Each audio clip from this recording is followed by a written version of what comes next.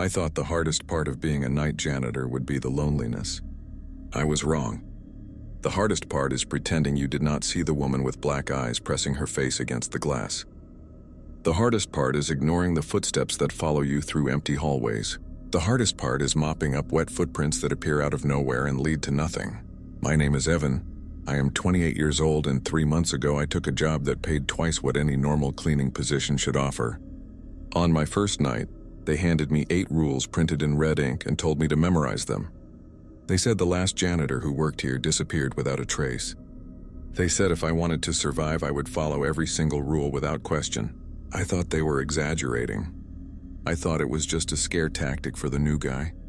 But when I heard something breathing behind a locked door at 2 a.m., when I saw my own reflection smile at me while my face stayed frozen in terror, when I found photographs of shadow figures standing behind former employees, I realized the truth.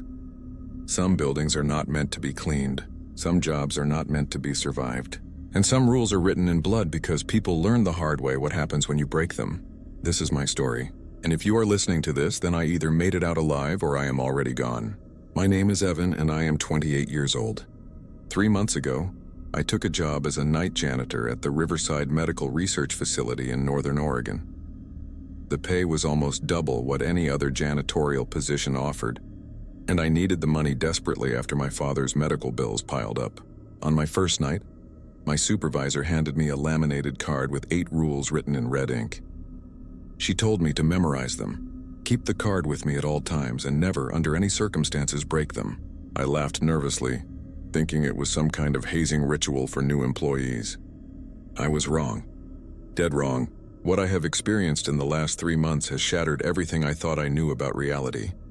And tonight, I am breaking my silence because I cannot carry this burden alone anymore. The Riverside Medical Research Facility sits on the edge of town, surrounded by dense pine forests that seem to swallow sound. It is a 4-story building made of gray concrete and tinted windows that reflect nothing but darkness at night. During the day, scientists and researchers in white coats move through the hallways with purpose, their faces blank and professional. But at night, when the last researcher leaves at 9 p.m., the building transforms into something else entirely. The fluorescent lights hum with a frequency that makes your teeth ache. The air smells faintly of formaldehyde and something else, something organic and wrong. And the silence, the absolute silence between the sounds, feels heavy enough to crush your chest. Before I go any further, I want you to do something for me. If this story resonates with you, if it makes the hair on the back of your neck stand up, please hit that like button and subscribe to this channel. Share this with someone who loves a good scare, because what I am about to tell you is not fiction. And if you have ever worked a night shift in a place that felt wrong, leave a comment below. I want to know I am not alone in this. My supervisor's name was Dorothy. She was a woman in her early 60s with silver hair pulled back in a tight bun and eyes that had seen too much. On that first night, she walked me through the building during the transition hour between 8 p.m. and 9 p.m. before the day staff left. She showed me where the cleaning supplies were kept, which rooms needed daily attention, and which hallways I was responsible for. The building had 4 floors. The first floor housed the main lobby, administrative offices, and a cafeteria. The second floor contained laboratories and testing rooms. The third floor was research quarters and observation rooms. The fourth floor was restricted, and Dorothy told me I would never need to go up there. Then she stopped in the middle of corridor B on the second floor and handed me the laminated card. "Read these rules carefully," she said, her voice low and serious. "Memorize them tonight. Keep this card in your pocket at all times. Do you understand me, Evan?" I took the card from her. It was warm, as if she had been holding it tightly for a long time. The rules were printed in neat red letters on a white background. I read them out loud. Rule 1. Never enter the basement after 10 p.m. If you hear footsteps below you during night shift, ignore them completely. Rule 2. If you find a door marked with a red X, do not clean that room. Leave immediately and report it to the morning supervisor only. Rule 3. If the lights in corridor B flicker 3 times in a row, close your eyes and count to 30 before opening them again. Rule 4. If you see your reflection moving differently than you are in any window or glass surface, do not look at it directly. Finish your work and leave the building immediately. Rule 5. If you hear someone calling your name from an empty room, do not respond and do not enter. Continue your work as if you heard nothing. Rule 6. Never look directly at the observation window in Laboratory 7 between 2 a.m. and 4 a.m. Keep your eyes on the floor while cleaning that hallway. Rule 7. If you find wet footprints that lead nowhere, follow your original route backward until you reach a main corridor. Do not investigate where they came from. Rule 8. If all the clocks in the building stop at the same time, you have 10 minutes to leave the facility. Do not go back for any belongings.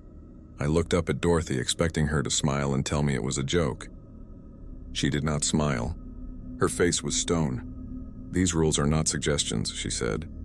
They are the only thing keeping you alive in this building after dark. The last janitor we had did not follow them. He is gone now. Gone? I asked. You mean he quit? Dorothy's jaw tightened.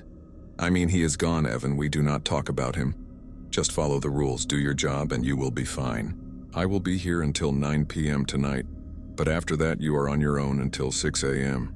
Do you have any questions? I had 1,000 questions, but the look in her eyes told me she would not answer any of them. So I just nodded and slipped the card into my pocket. That first night I thought the rules were absurd. I cleaned the first floor without incident. The lobby was easy, just mopping the tile floors and wiping down the reception desk. The cafeteria took longer, but it was straightforward work. By 11 p.m. I had moved to the second floor. Corridor B stretched out before me, a long hallway lined with doors on both sides. The fluorescent lights overhead flickered occasionally, but never 3 times in a row. I mopped the floor, emptied the trash cans, and moved efficiently through my tasks. I passed Laboratory 7 and made a point not to look at the observation window, even though it was only 11:30 p.m. and the rule said to avoid it between 2 a.m. and 4 a.m. Something about that room made my skin crawl. At midnight, I took a break in the janitor's closet on the first floor. I sat on an overturned bucket and ate a sandwich I had brought from home. The building was silent except for the hum of the ventilation system. I checked my phone. No signal. Dorothy had mentioned that cell service was spotty inside the building. Something about the concrete walls and electronic equipment interfering with the signal. I finished my sandwich and got back to work. By 1 a.m., I was on the 3rd floor. The research quarters were smaller offices and observation rooms with one-way mirrors. I cleaned methodically room by room. It was in one of these observation rooms that I first felt it. The sensation of being watched. I was wiping down a desk when the feeling hit me like a wave. The hairs on my arms stood up and my breath caught in my throat. I turned slowly, expecting to see someone standing behind me. The room was empty, but the one-way mirror on the far wall reflected my image, and for just a second I could have sworn my reflection was smiling when I was not. I blinked and it was normal again. I left that room quickly and did not go back. The rest of that first night passed without incident. Dorothy returned at 6 a.m. sharp and I gave her a rundown of my work. She inspected the floors, nodded approvingly, and handed me my time card to sign. As I was leaving, she put a hand on my shoulder. "You did well tonight, Evan," she said. "You followed the rules. Keep doing that." I drove home as the sun rose over the pine forests, my mind racing. I told myself it was just nerves, that the rules were probably some kind of safety protocol blown out of proportion. But deep down, I knew that was not true. Something was wrong with that building. I could feel it in my bones. The second night was when I first heard the footsteps.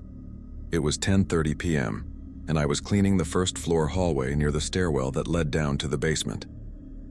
The basement was used for storage, Dorothy had told me, and I had no reason to go down there. But as I mopped the floor, I heard it. Footsteps. Slow, deliberate footsteps coming from below. They echoed up the stairwell, the sound of hard-soled shoes on concrete. I froze, my hands gripping the mop handle. The footsteps stopped. Then they started again, moving closer to the stairs. My heart pounded in my chest. Rule 1 flashed in my mind. Never enter the basement after 10 p.m. If you hear footsteps below you during night shift, ignore them completely. I forced myself to keep mopping. I did not look at the stairwell. I did not investigate. I moved down the hallway, away from the sound, and focused on my work. The footsteps continued for another minute, then stopped abruptly. The silence that followed was worse than the sound. I finished the first floor as quickly as I could and moved to the second floor, my hands shaking. The third night was when I encountered Rule 3. I was cleaning Corridor B around 1 a.m. when the lights flickered. Once. Twice. I stopped moving, my eyes locked on the fluorescent tubes overhead. They flickered a third time. My heart jumped into my throat. I immediately closed my eyes and started counting. 1, 2, 3. The darkness behind my eyelids felt alive, pressing against me. 10, 11, 12. I could hear my own breathing, loud and ragged. 20, 21, 22. Something moved in the hallway. I could hear it. A soft rustling sound like fabric dragging across the floor. 28, 29, 30. I opened my eyes. The hallway was empty. The lights were steady. But at the far end of the corridor near Laboratory 7, I saw something that made my blood run cold. Wet footprints. They started in the middle of the hallway and led toward the laboratory door, then stopped. Just stopped, as if whoever made them had vanished into thin air. I remembered Rule 7. If you find wet footprints that lead nowhere, follow your original route backward until you reach a main corridor. Do not investigate where they came from. I turned around and walked back the way I had come, my eyes fixed straight ahead. I did not look at the footprints again. I did not try to figure out where they came from. I followed my route backward until I reached the main stairwell. Then I went down to the first floor and took my break early. My hands were shaking so badly I could barely hold my water bottle. By the end of the first week, I had convinced myself that I could handle this job. Yes, the building was creepy. Yes, the rules were strange. But I was getting paid well, and as long as I followed the rules, I was safe. That is what I told myself. I was wrong. It was the second week when things escalated. I was cleaning the third floor around 2:30 a.m. when I heard it. My name, Evan. The voice was soft, feminine, and it came from one of the observation rooms. The door was closed, and I knew that room was empty. I had already cleaned it an hour earlier. Evan, can you help me? The voice called again, more insistent this time. My hand was on the doorknob before I even realized I was moving. Then Rule 5 screamed in my head, if you hear someone calling your name from an empty room, do not respond and do not enter. Continue your work as if you heard nothing. I pulled my hand back like the doorknob was hot. I grabbed my cleaning cart and moved down the hallway, forcing myself to walk at a normal pace. The voice called my name 3 more times, each time louder and more desperate. Evan, please. I need help, Evan. I did not respond. I did not look back. I kept walking until I reached the stairwell, and only then did I allow myself to breathe. My heart was hammering so hard I thought I might pass out. That night, when Dorothy came in at 6 a.m., I almost quit. I almost told her I could not do this anymore, that the money was not worth it. But when I opened my mouth to speak, she looked at me with those knowing eyes and said, "You heard something tonight, did you not?" I nodded, unable to find words. "But you followed the rules," she said. It was not a question. "Yes," I managed to say. She smiled a sad, weary smile. "Then you are stronger than most, Evan. The facility needs people like you. People who can follow the rules no matter what they see or hear. You are doing important work here, even if you do not understand it yet." I wanted to ask her what she meant, what this place really was, but she turned and walked away before I could form the question. I drove home that morning with the rising sun in my eyes, wondering what kind of hell I had gotten myself into. The third week was when I saw the door with the red X. It was a Tuesday night around 11 p.m. I was cleaning the second floor, working my way through the laboratory hallways. I turned a corner and stopped dead in my tracks. At the end of the hallway, there was a door I had never noticed before. It was slightly ajar, and painted on the door in thick red paint was a large X. The paint looked fresh, still dripping slightly at the edges. Rule 2 exploded in my mind. If you find a door marked with a red X, do not clean that room. Leave immediately and report it to the morning supervisor only. I did not hesitate. I turned my cleaning cart around and walked quickly back toward the main corridor. But as I moved, I made the mistake of glancing back over my shoulder. Through the gap in the doorway, I saw something that I will never forget. A room filled with hospital beds, and in each bed a figure lying completely still, covered with white sheets from head to toe. But here is what made my skin crawl. The sheets were moving. Not like someone breathing underneath them, moving independently, rippling like water as if something underneath was trying to get out. I did not wait to see more. I ran. I spent the rest of that night on the first floor, refusing to go back to the second floor. When Dorothy arrived at 6 a.m., I told her about the door with the red X. She did not seem surprised. She simply nodded, made a note on her clipboard, and thanked me for reporting it. She did not explain what the room was or why the sheets were moving. She did not tell me anything at all, and I knew better than to ask. The 4th week was when I broke Rule 6. I had been so careful up until that point. I had followed every rule to the letter. But on that Thursday night, exhaustion got the better of me. It was 3 a.m. and I was cleaning the hallway outside Laboratory 7. I knew the rule. Never look directly at the observation window in Laboratory 7 between 2 a.m. and 4 a.m. Keep your eyes on the floor while cleaning that hallway. I had done it successfully for nearly a month, keeping my gaze firmly on the ground as I mopped and wiped down the walls. But that night I was tired. My mind was wandering. And for just a second, just one brief second, I looked up. The observation window was large, maybe 6 feet wide and 4 feet tall, made of thick glass. And on the other side of that glass, I saw a woman. She was standing completely still, facing the window, her hands pressed flat against the glass from the inside. She was wearing a hospital gown, and her hair hung in long, wet strands around her face. But it was her eyes that froze me in place. They were completely black, not dark brown or shadowed. Black, like looking into 2 holes in her face that led to nothing, and she was staring directly at me. For what felt like an eternity, we locked eyes. I could not move. I could not breathe. I could not look away. Then she smiled. It was not a human smile. Her mouth opened far too wide, revealing teeth that were too sharp, too many, and she began to mouth words. I could not hear her through the glass, but I could read her lips clearly. "Come inside, Evan, come inside and play." I tore my eyes away and ran. I abandoned my cleaning cart, abandoned my mop, abandoned everything. I ran to the stairwell and did not stop until I reached the 1st floor. I locked myself in the janitor's closet and sat there shaking until Dorothy arrived at 6 a.m. When I finally emerged, she took one look at my face and knew. "You looked at the window," she said quietly. I nodded, unable to speak. She closed her eyes and sighed deeply. "How long?" "Just a few seconds," I whispered. "Did she speak to you?" She mouthed words. She knew my name. Dorothy opened her eyes, and for the first time I saw genuine fear in them. "Go home, Evan. Do not come back tonight. Take 2 nights off. I will cover your shifts. You need to let it fade." "Let what fade?" I demanded. "What is in that laboratory? What is this place?" Dorothy put a hand on my shoulder, her grip surprisingly strong. "This facility studies things that exist between life and death, Evan. Things that should not exist but do. The rules are in place because those things are always watching, always listening, always trying to cross over. When you looked at that window, you acknowledged her existence. You gave her a connection to you. It will fade if you stay away for a few days, but if you see her again, if you acknowledge her again, she will follow you home. Do you understand me?" I understood, and I was terrified. I took 3 nights off instead of 2. I barely slept during those days. Every time I closed my eyes, I saw that woman's black eyes and too wide smile. I heard her voice in my dreams, whispering my name. But by the 4th day, the nightmares began to fade. The fear began to settle into a dull ache rather than sharp panic. And because I needed the money, because I had bills to pay and a father in a nursing home who depended on me, I went back. The 5th week was quiet, almost too quiet. I followed the rules obsessively. I did not deviate from my routine by even a minute. I cleaned the 1st floor, then the 2nd floor, then the 3rd floor.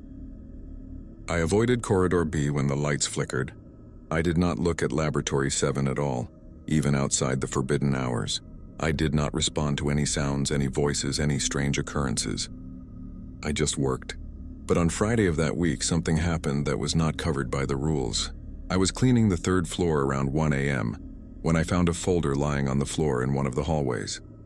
It was a plain manila folder, and it had been placed deliberately in the center of the hallway as if someone wanted me to find it. I knew I should ignore it. I knew I should just clean around it and keep moving. But curiosity is a powerful thing, and I made the mistake of picking it up. Inside the folder were photographs. Black and white photographs of the facility from what looked like the 1970s, based on the cars in the parking lot and the clothing styles. But it was not the age of the photographs that disturbed me. It was what they depicted. Each photograph showed a different person standing in various locations throughout the facility. The lobby, Corridor B, the 3rd floor hallway, and in every single photograph standing behind the person was a shadow, not a natural shadow cast by light and form, A shadow that had shape and definition. A humanoid figure that seemed to be reaching toward the person in the photograph. I flipped through the images, my hands trembling. There were 12 photographs in total. And in the last photograph, I recognized the location immediately. It was the hallway outside Laboratory 7. The person in the photograph was a young man in a janitor's uniform, holding a mop and bucket. And behind him, that shadow figure was so close it looked like it was touching his shoulder. Written in pencil at the bottom of the photograph was a name, Robert Hayes. Robert Hayes, the last janitor. The one who was gone. I shoved the photographs back into the folder and put it exactly where I had found it.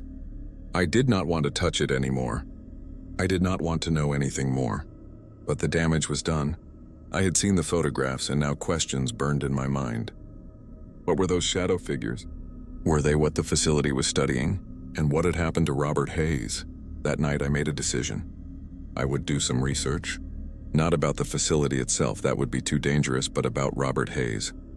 I needed to know what happened to him. I needed to know if I was walking the same path he had walked. Over the weekend, I searched online for any information about Robert Hayes.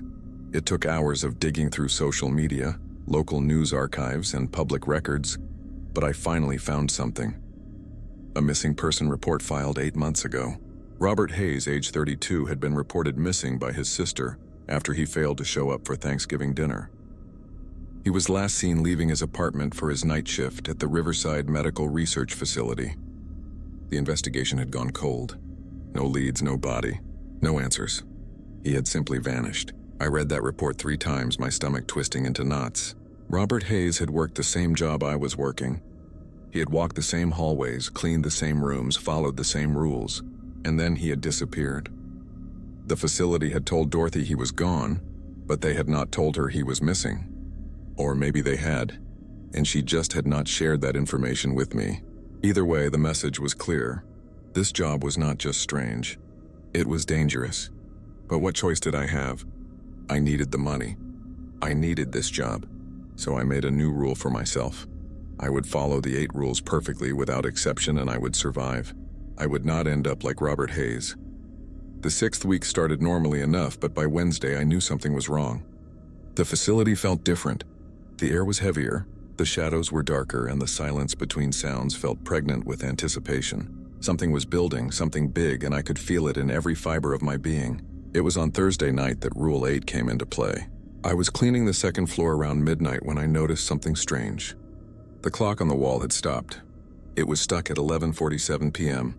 I checked my watch. 12:03 a.m. The clock was wrong. I moved down the hallway and checked another clock. Also stopped at 11:47 p.m. A cold dread began to creep up my spine. I walked faster now, checking every clock I passed. 1st floor, 2nd floor, 3rd floor. Every single clock in the entire building had stopped at exactly 11:47 p.m. Rule 8 crashed into my consciousness like a freight train. If all the clocks in the building stop at the same time, you have 10 minutes to leave the facility. Do not go back for any belongings. I looked at my watch. 12:04 a.m. The clocks had stopped at 11:47 p.m. That meant I had been walking around for 17 minutes without realizing the rule had been triggered. My 10 minutes were already up. I was 7 minutes past the deadline. Pure panic flooded my system. I dropped everything and ran. I did not think about my cleaning cart, my coat, my lunch bag in the janitor's closet. I just ran. Down the 3rd floor stairs. Down the 2nd floor stairs. Through the 1st floor lobby toward the main exit. My footsteps echoed through the empty building, and behind me I heard something else. Other footsteps. Many footsteps, running, chasing, getting closer. I hit the front doors at full speed and burst out into the parking lot. The cold night air hit my face like a slap. I did not stop running until I reached my car. I fumbled with my keys, my hands shaking so badly I almost dropped them. Behind me, the footsteps had stopped at the door. I could feel eyes watching me from the windows of the facility. Dozens of eyes, all fixed on me. I got the car started and peeled out of the parking lot, my tires screeching on the asphalt. I drove for 20 minutes before I finally pulled over on the side of the road and threw up. My entire body was shaking. I had broken the rule. I had stayed too long, and something had chased me. Multiple somethings. I sat in my car until dawn. unable to move, unable to think clearly. When Dorothy called me at 7 a.m., I almost did not answer. But I needed to know what had happened, so I picked up. "Evan," her voice was tight with concern. "Are you all right? Your car is not in the parking lot and you did not sign out." "The clock stopped," I said, my voice hoarse. "All of them." At 11:47 p.m. There was a long silence on the other end of the line. Then Dorothy said very quietly, "How long were you in the building after they stopped?" 7 minutes past the deadline. Maybe more. Another silence. Then, "You should not have survived that, Evan. Whatever protected you last night, it was not the rules. You used up your grace period. Do you understand what I am saying?" I understood. I had been lucky. Impossibly, unbelievably lucky. But luck runs out. "I cannot do this anymore," I told her. "I am done." "I am sorry, Dorothy, but I cannot go back into that building." I expected her to argue, to try to convince me to stay. But she did not. She just sighed. A sound filled with resignation and sadness. "I understand, Evan. I will mail you your final paycheck. But I need you to do one thing for me. I need you to destroy that laminated card with the rules. Burn it. Do not throw it away. Burn it until there is nothing left but ash. Can you do that for me?" "Why?" I asked. "Because as long as that card exists, you are still connected to this place. And after last night, you do not want to be connected to this place anymore. Burn it, Evan, today." She hung up before I could respond. I sat in my car staring at my phone, processing everything that had just happened. Then I reached into my pocket and pulled out the laminated card. The rules were still there, printed in red ink, mocking me. I had followed them so carefully, so obsessively, and they had kept me alive. But they had also bound me to something terrible, something I did not fully understand. I drove home and the first thing I did was burn the card. I used a metal trash can in my backyard, and I watched as the plastic melted and curled, as the red ink blackened and dissolved. I watched until there was nothing left but a small pile of ash and melted plastic. And only then did I feel like I could breathe again. That was 2 weeks ago. I have not been back to the Riverside Medical Research Facility since. I found a new job, a normal job cleaning office buildings during the day. The pay is less than half what I was making, and I have had to make some hard choices about my father's care, but at least I'm alive. At least I can sleep at night without hearing footsteps or voices calling my name. But here is the thing that keeps me awake sometimes. Last week I was walking through the grocery store when I saw her, Dorothy. She was in the cleaning supplies aisle, standing next to a young man who could not have been more than 22 or 23. She was handing him something. I moved closer, pretending to look at dish soap, and I saw what it was. A laminated card with red writing. She was talking to him in a low, serious voice, and he was nodding. His face a mixture of eagerness and nervousness. A new janitor. A replacement for me. I wanted to run over there. I wanted to grab that young man by the shoulders and tell him to run, to turn down the job, to find any other way to make money. But I did not. Because maybe he needs the money as badly as I did. Maybe he has his own father in a nursing home, his own debts piling up, his own desperate circumstances. Who am I to take away his choice? Instead, I walked past them and left the store. But as I reached my car, I heard Dorothy call out to me, "Evan." I turned. She was standing at the entrance of the store, alone now. The young man was gone. She walked over to me, her face unreadable. "You did well," she said simply. "Most people do not last a month. You lasted 6 weeks and survived a Rule 8 event. That is remarkable." "I almost died," I said, my voice harder than I intended. "But you did not," she replied. "You followed the rules even when it was terrifying, even when every instinct told you to run. That takes strength, Evan, real strength." "What is that place?" and I asked. "What are you people studying in there?" Dorothy looked at me for a long moment, as if deciding how much to tell me. Finally, she said, "We study the threshold, the space between life and death, between here and there. Some things exist in that threshold, Evan. Things that were once human but are not anymore. Things that were never human to begin with. The facility was built on a weak point in the threshold, a place where the barriers are thin. The rules exist to keep the janitors safe while they work in proximity to that weakness. Without the rules, the threshold would consume anyone who entered that building at night." "Why do you need janitors at all?" I demanded. "Why not just seal the place up at night?" "Because the facility must be maintained," Dorothy said. "The cleanliness, the order, the routine, these things strengthen the barriers. Chaos and neglect weaken them. If we stopped cleaning, stopped maintaining the building, the things on the other side would break through. And then it would not just be the night janitors at risk. It would be everyone. The whole town. Maybe more. I stared at her, trying to process what she was saying. So you are telling me I was part of some kind of containment protocol? That by mopping floors and emptying trash, I was keeping monsters at bay? Essentially, yes, Dorothy said. And you did it well. Better than most. What happened to Robert Hayes? I asked, the question that had haunted me since I saw those photographs. Dorothy's face darkened. Robert got curious. He started investigating, asking questions, trying to understand what was really happening in the facility. He broke several rules in the process. On his last night, he went into the basement after 10 p.m.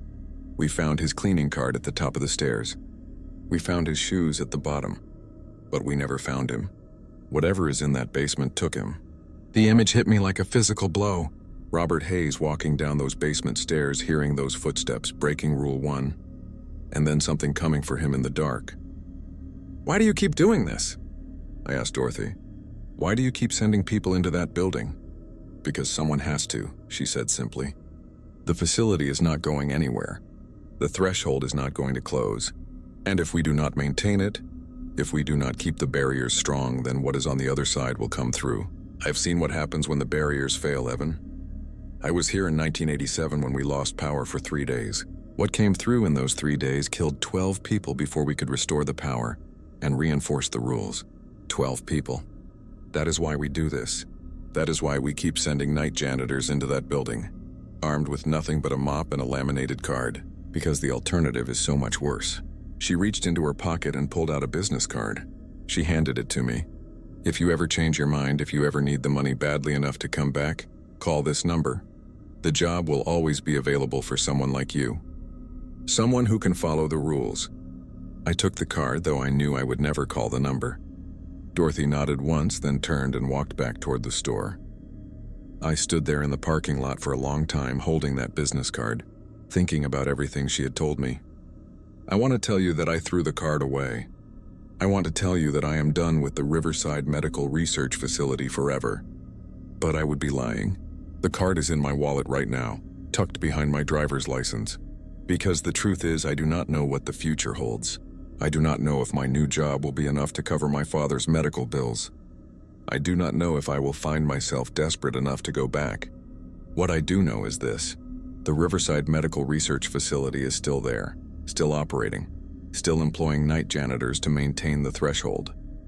The rules are still being followed, or at least they are being followed by the people who survive. And somewhere in that building, in the spaces between the floors, in the shadows that should not move, in the reflections that do not match, things are waiting. Things that were once human. Things that were never human. Things that exist in that terrible space between life and death. If you ever find yourself driving through Northern Oregon and you see the Riverside Medical Research Facility, do not stop. Do not ask questions. Do not wonder what goes on inside those gray concrete walls, because some jobs are not worth the money, no matter how desperately you need it. Some places should be left alone, no matter how curious you are. And some rules exist for reasons that are more terrifying than you can possibly imagine. I am Evan, I am 28 years old, and I was a night janitor at the Riverside Medical Research Facility for 6 weeks. I followed 8 rules that kept me alive, and I broke 1 rule that almost killed me. I survived, but Robert Hayes did not, and somewhere in that facility, behind a door marked with a red X beneath the basement stairs, trapped on the other side of an observation window, there are others who did not survive. Others who broke the rules. Others who got curious. Do not be like them. If you are ever offered a job that seems too good to be true, if you are ever handed a laminated card with rules printed in red ink, walk away. Just walk away, because some opportunities are not opportunities at all. They are tests, and most people fail. I passed the test, barely, and I will carry the scars of that place with me for the rest of my life. Every time I see a flickering light, every time I hear footsteps when I am alone, every time I catch my reflection in a window, I will remember, and I will wonder if the connection was truly severed when I burned that card, or if some part of me is still tied to that facility, still visible to the things that wait in the threshold. I hope I never find out, but hope is a fragile thing when you have seen what I have seen, when you know what I know. When you understand that the world is so much stranger and more terrible than most people realize. So I leave you with this. If you work a night shift, if you have ever been given rules that seem strange or excessive, follow them. Do not question them. Do not test them. Do not assume they are just corporate paranoia or hazing rituals, because somewhere, someone learned the hard way why those rules exist. Someone paid the price for that knowledge with their sanity, their safety, or their life. 3 days ago, something happened that has brought all of this back to the forefront of my mind. It is the reason I am telling you this story now. The reason I am breaking my silence despite the non-disclosure agreement I signed when I was hired. Because I think I am running out of time and someone needs to know the truth. I was working my new job, cleaning an office building downtown, when I found something in one of the conference rooms. It was a folder, plain manila, lying in the center of the table. The same kind of folder I had found on the 3rd floor of the Riverside facility. My hands were shaking as I picked it up, and when I opened it, my worst fears were confirmed. Inside were photographs. New photographs printed in color this time, but the same style as the ones I had seen before. Each photograph showed a different location in the office building I was currently cleaning.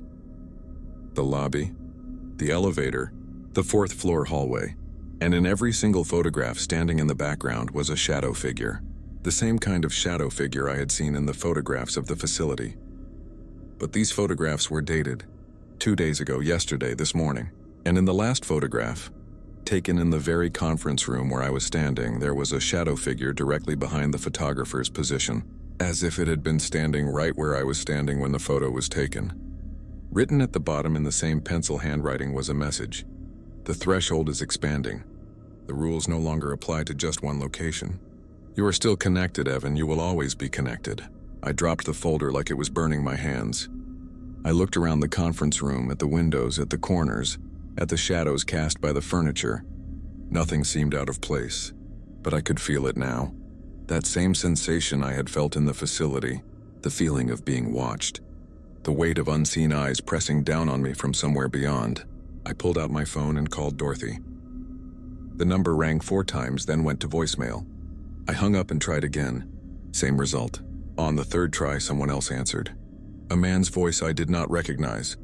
Riverside Medical Research Facility, how may I direct your call? I need to speak with Dorothy, I said, my voice tight with panic. This is Evan, I used to work there. It is urgent. There was a pause on the other end of the line. Then the man said, I'm sorry, sir, but Dorothy is no longer with the facility. She retired last week. My blood ran cold. Retired? She did not tell me she was retiring. It was sudden, the man said. Is there someone else who can help you? No, I said quietly. No, there is not. I hung up and stood in that conference room for a long time, trying to process what was happening. Dorothy was gone.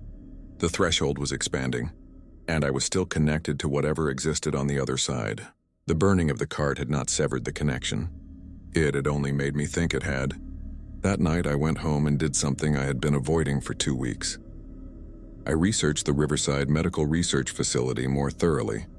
Not just surface-level information, but deep dives into property records, historical documents, and archived news articles. What I found painted a picture far more disturbing than anything I had imagined. The facility was built in 1952 on the site of an old tuberculosis sanatorium that had been condemned in 1947. That sanatorium had been built in 1923 on the site of a hospital that burned down in 1918, killing 73 patients and staff. That hospital had been built in 1889 on the site of a mass grave from a cholera outbreak in 1873. The location had been a place of death and suffering for over 150 years, layer upon layer of tragedy all concentrated in one spot, and the facility had not been studying the threshold between life and death. It had been built directly on top of it. The entire building was essentially a cork in a bottle, holding back something that wanted desperately to break through. The night janitors were not just maintaining cleanliness. They were performing a ritual, a routine that reinforced the barrier through repetition and adherence to specific rules. Every night, the same tasks in the same order, following the same guidelines, creating a pattern that held the threshold in place. But if the threshold was expanding, if it was no longer contained to just the facility, then the ritual was failing. The barrier was weakening. And I, having worked there for 6 weeks, having followed the rules, having survived a Rule 8 event, was marked. I was a connection point, a thin place in the barrier myself. The things on the other side could see me more clearly than they could see others. They could reach me more easily. I spent the rest of that night packing. I threw clothes, documents, and essentials into 2 suitcases. I withdrew all the money from my bank account. I called my father's nursing home and arranged for automatic payments from a trust I had set up. Then as the sun rose, I got in my car and started driving. I did not have a destination in mind. I just knew I needed to get as far from the Riverside facility as possible. I drove for 2 days straight, stopping only for gas and coffee. I crossed state lines, put hundreds of miles between myself and Oregon. I rented a motel room in a small town in Nevada, paid cash, and collapsed on the bed from exhaustion. That night I had the dream. I was back in the facility walking down Corridor B. The lights were flickering 3 times in a row, but I could not close my eyes. My body would not obey. I could only watch as the hallway darkened and the shadows began to move. They peeled themselves off the walls and floor, taking shape, becoming the figures I had seen in the photographs. Dozens of them, hundreds, all moving toward me with slow, deliberate steps. I tried to run, but my legs would not move. I tried to scream, but no sound came out. The shadow figures surrounded me, their hands reaching out, touching my arms, my face, my chest. And where they touched, I felt cold. Not the cold of winter or ice, but the cold of absolute absence. The cold of a place where warmth had never existed and never would. Then one of the figures stepped forward and I recognized her. The woman from Laboratory 7. Her black eyes fixed on mine and her 2 wide mouth split into that terrible smile. She leaned close, so close I could feel the absence of breath from her lips, and she whispered, "You cannot run from the threshold, Evan. You are part of it now. You have seen us, acknowledged us, feared us. That is all we need. The distance does not matter. The burning of the car does not matter. You are ours." I woke up screaming, tangled in the motel sheets, drenched in sweat. My hands were shaking so badly I could barely turn on the bedside lamp. When the light came on, I saw them. Wet footprints, leading from the bathroom to my bed. The same wet footprints I had seen in Corridor B, the ones that led nowhere. They ended right at the edge of my bed, as if someone had been standing there watching me sleep. Rule 7 echoed in my mind.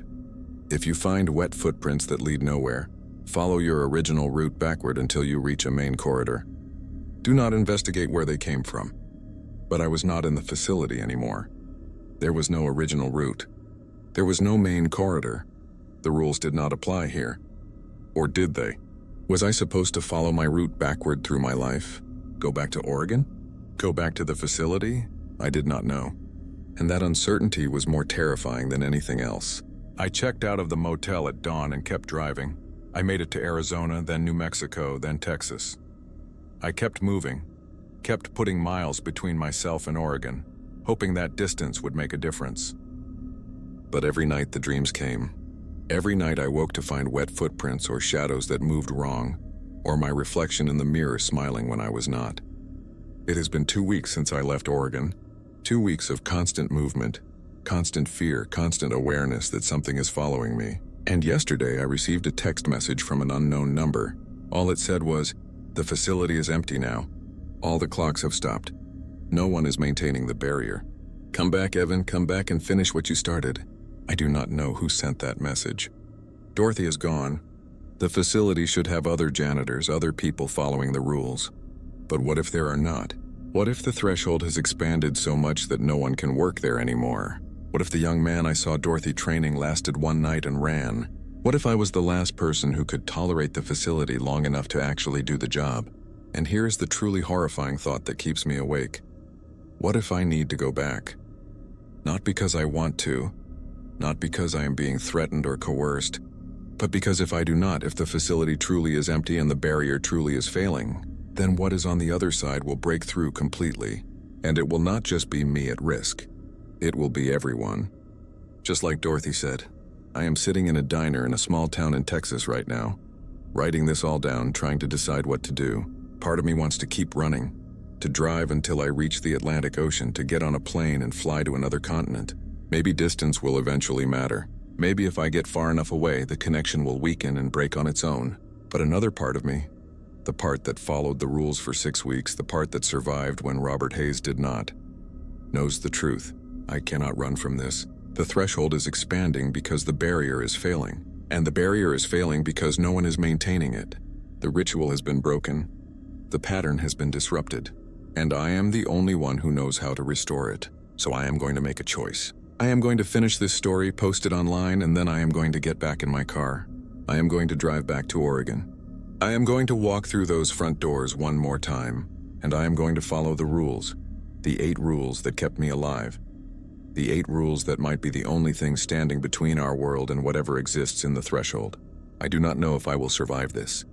I do not know if going back will fix the barrier, or if it will just make me another Robert Hayes, another person who disappeared into the facility and never came out. But I know that if I do not try, if I just keep running, then the threshold will continue to expand until there is nowhere left to run, until we are all standing in that terrible space between life and death, surrounded by things that should not exist. Before I go, I want to say this. If you are reading this story, if you have made it this far, then you need to understand something. The world is not what you think it is. There are places where the barrier between worlds is thin. Places where the rules of reality do not quite apply.